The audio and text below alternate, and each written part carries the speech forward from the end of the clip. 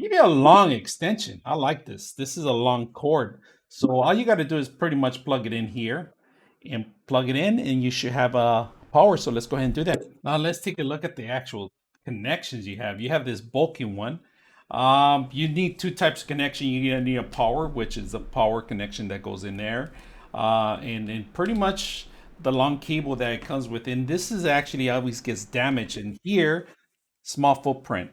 Only the cable itself, and you can just take this apart, plug it in somewhere else, move it around. So they give you a long cord, so you can have this not just on the road, but you can have it on your desk too. So that's what it's made for. So we're gonna go ahead and plug it in, see how it works, and if it even works. So let's go ahead and do that.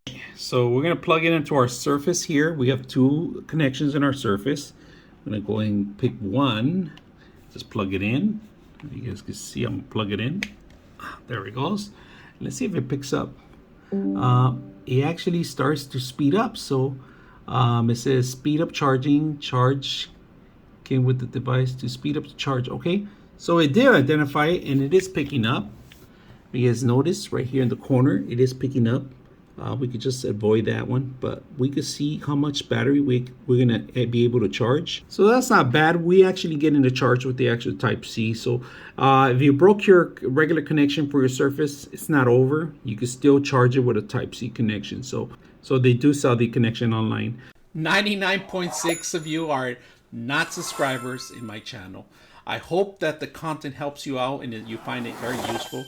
And I hope you hit the like and subscribe.